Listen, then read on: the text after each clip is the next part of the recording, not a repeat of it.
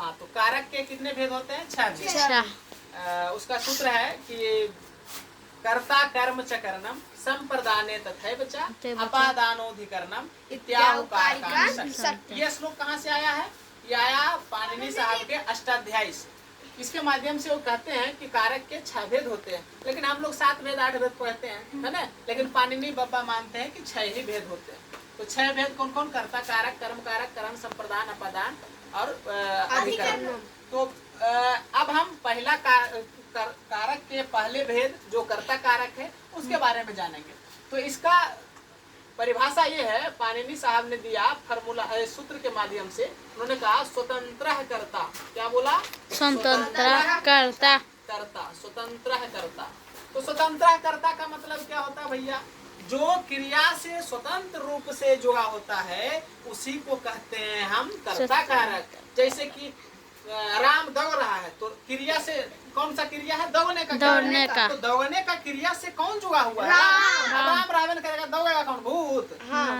उसके जगह कौन दौड़ेगा?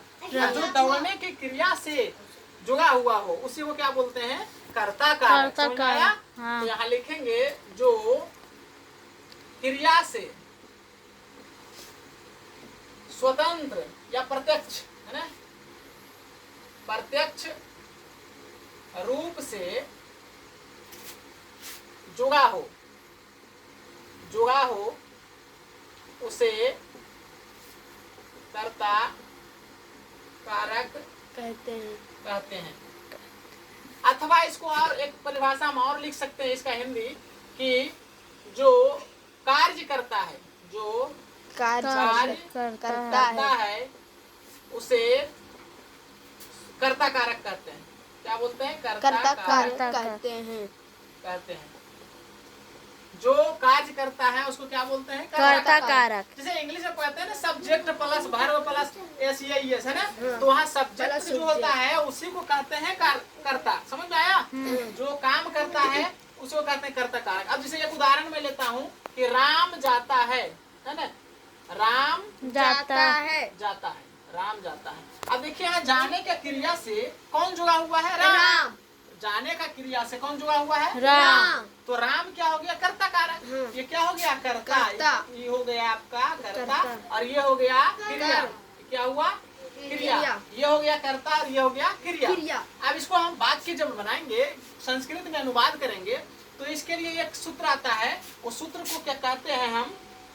कर्तरी प्रथमा। क्या बोलते हैं? प्रथमा। कर्तरी प्रथमा। कर्तरी प्रथमा का मतलब ये हुआ जो कर्ता कारक होते हैं उसमें कौन विभक्ति लगेगी? प्रथमा विभक्ति। जो कर्ता, यहाँ प्रथमा लिखा हुआ है ना, कर्तरी मतलब जो कर्ता कारक है, जो कर्ता कारक है उसमें कौन विभक्ति लगेगी? प्रथमा विभक्ति। समझ में आ रहा? हाँ। कर्ता कारक में प्रथमा विभक्ति लगती है। अब विभक्ति तो आपको याद करना, जैसे अब राम का विभक्ति हुआ रामः, रामा और रामा। ये बालक की तरह से चलेंगे। गज, घट, पट, ये अश्व, ये सब जो अकारांत पुल्लिंग है वो राम के अनुसार, बालक के अनुसार चलेंगे। जैसे बालका, बालको, बालका है, बालकम, बालको, बालकान, बालकेन, बालकाभ्याम, बालकाय, बालकाय, बालकाभ्याम, बालकेभ्या, बालकात, बालकाभ्याम, बालकेभ्या। ये जो शब्द रूप होते हैं 24 रूप किसी शब्द का, उसी के अनुसार चलेंगे। उसी को कहते हैं प्रथमा विभक्ति। जो प्रथमा एक वचन में रहेगा तो एक वचन लिखेंगे, द्विवचन रहेगा द्विवचन में। तो कर्तरी प्रथमा का हिंदी होता है कि जो कर्ता कारक होते हैं, कर्ता कारक होते हैं उसमें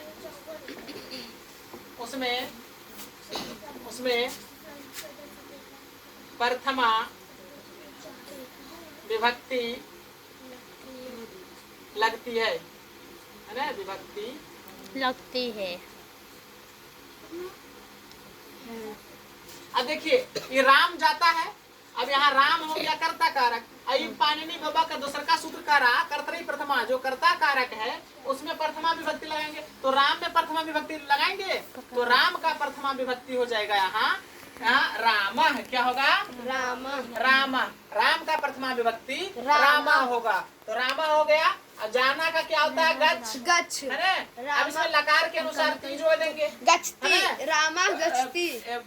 प्रथम पुरुष के एक वचन में ती होता है, द्विवचन में ता होता है, बहुवचन में अंति होता है। तो उसके अनुसार से हम इसको क्या बना दिए, रामः गच्छति। इसका हो गया रामः गच्छति। हुआ कि नहीं हुआ? और एक दो बात और लेते हैं, जैसे कि हमने लेते हैं राम और लक्ष्मण। राम और लक्ष्मण जाते हैं। राम और लक्ष्मण जाते हैं। अब यहाँ पर राम और लक्ष्मण यहाँ एक वचन नहीं है, यहाँ द्विवचन है। यहाँ पर द्विवचन है। तो द्विवचन है तो लकार के द्वितीय जो एक प्रथम पुरुष का द्विवचन है, उसी के अनुसार इसमें प्रत्यय लगाएंगे। तो पहले तो राम और लक्ष्मण का क्या हो जाएगा, राम रामः रामः च लक्ष्मणौ। क्या बनेगा, रामा च लक्ष्मणौ। जैसे राम का प्रथमा विभक्ति में क्या क्या होता है, एक वचन में रामः होता है और द्विवचन में रामः होता है। तो लक्ष्मण भी तो अकारांत पुल्लिंग है। तो अकारांत पुल्लिंग है, तो जिस तरह से राम का शब्द रूप चलता है उसी तरह से लक्ष्मण का भी चलेगा, रामः रामौ रामः। उसी प्रकार से लक्ष्मण लक्ष्मणौ लक्ष्मणाः। तो यहाँ पर द्विवचन है, इसलिए हमने इसको रामः च लक्ष्मणौ किया है। अब इसको आप समास करके देखेंगे तो इसमें राम लक्ष्मणौ हो जाएगा, या तो इसको राम लक्ष्मणौ, इसको क्या लिखेंगे, राम लक्ष्मणौ, है ना। राम लक्ष्मणौ। और जाना का क्या होता है, गच्छ होता है ना। हाँ। जाना का गच्छ हुआ, इसमें तह लगेगा, है ना। प्रथम पुरुष का द्विवचन में तह होता है। आप इसको बना सकते हैं, राम और लक्ष्मण जाते हैं, इसका वाक्य आप बना सकते हैं रामः च लक्ष्मणौ गच्छतः। या फिर आप ये भी बना सकते हैं कि राम लक्ष्मणौ, यहाँ बढ़िया से लिखे नहीं है, इसको हम बढ़िया से लिख देते हैं, राम लक्ष्मणौ गच्छतः, है ना।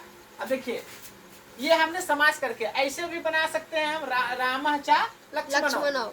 अब फिर इसको ऐसे भी बना सकते हैं राम लक्ष्मणौ। ये हमने समास किया। समास करते दो शब्द को जोड़ करके जो नया शब्द बनता है उसी को कहते हैं राम लक्ष्मण। ठीक, तो उसी को कहते हैं समास। तो हमने यहाँ समास किया राम लक्ष्मणौ गच्छतः। इसी प्रकार से हम अन्य वाक्य भी लेकर के देख सकते हैं। तो और भी वाक्य हम लेते हैं, तो हम और वाक्य लेकर देख सकते हैं, जैसे कि क्या है, कछुआ और खरगोश। कछुआ और खरगोश दौड़ते हैं, है ना, दौड़ते हैं। कछुआ और खरगोश दौड़ते हैं। तो यहाँ पर देखिए एक वचन ही नहीं है, ये क्या है, बहुवचन, हम द्विवचन है। और एक और हम ले सकते हैं, कछुआ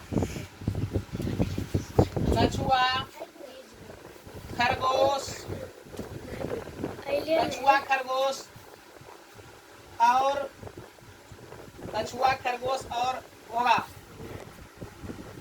दौड़ते हैं। अब इसमें देखिए दोनों वाक्य में क्या क्या अंतर है। यहाँ पर दो है, यहाँ पर तीन है। तो ये बहुवचन में हो जाएंगे। हाँ, ये बहुवचन। संस्कृत में एक वचन, द्विवचन, बहुवचन होते हैं। और इंग्लिश में सिंगुलर और प्लूरल दुइये को। और हिंदी में भी एक वचन और बहुवचन। लेकिन संस्कृत में एक वचन, द्विवचन, बहुवचन होते हैं। समझ में आया? तीन वचन होते हैं संस्कृत में। तो यहाँ द्विवचन है ना। तो द्विवचन के अनुसार अब देखिए यहाँ पर ये है कर्ता कारक। कर्ता कौन है इसमें? कछुआ और खरगोश। जो काम कौन कर रहा है, दौड़ने का काम कौन कर रहा है? कछुआ और खरगोश। तो यहाँ पर कछुआ और खरगोश हो जाएगा कर्ता। तो इसमें हम कौन विभक्ति लगाएंगे? प्रथमा विभक्ति। लेकिन द्विवचन है, दो वचन है, तो प्रथमा विभक्ति का दो वचन लगाएंगे। दूसरा लगाएंगे। तो इसमें क्या हो जाएगा? कच्छपः। अच्छा, इसको कुर्म भी लिख सकते हैं, है ना। कुर्म सस्कौ। क्या लिखाएंगे? कुर्म सस्कौ। यहाँ धाब हो जाएगा। धाब मतलब दौड़ना। इसमें ता हो जाएगा। कुर्म सस्कौ धाब। ये द्वितीय है। प्रथमा विभक्ति का द्वितीय है। द्विवचन है ना, हाँ। प्रथमा विभक्ति का द्विवचन है। और ये प्रथम पुरुष का द्विवचन में धाव का होता, ठीक।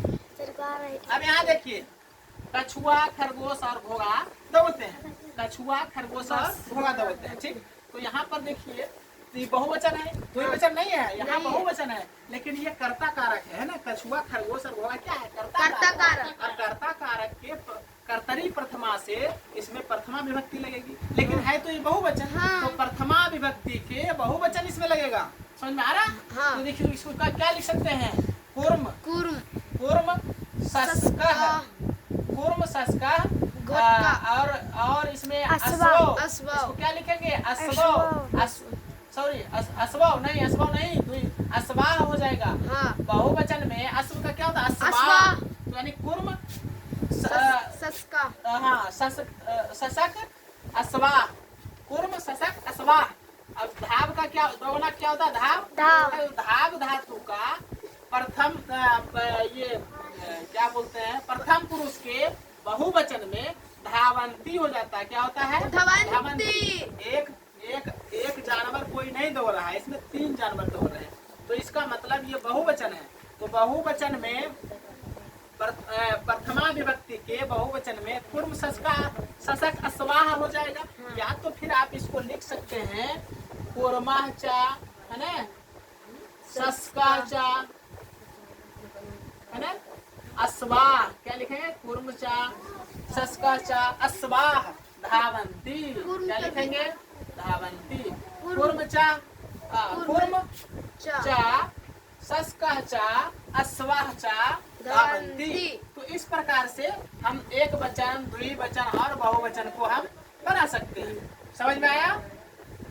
तो यहाँ पर आप कर्ता कारक को अच्छे प्रकार से समझ चुके हैं, और जो भी कर्ता और क्रिया संबंधित जितने भी वाक्य होंगे उसको आप आसानी से इसके अनुसार आप बना सकते हैं। आप बढ़िया से इसको एक बार नहीं हो तो 2 बार देख लीजिए, और इस तरह से आप कर्ता कारक को, यहाँ पर कर्ता कारक को हम समाप्त करते हैं। अब अगले वीडियो में हम आपको कर्म कारक के माध्यम से आपको संस्कृत में अनुवाद करना सिखाएंगे। यदि वीडियो अच्छा आपको लगा है तो लाइक एंड सब्सक्राइब जरूर करें।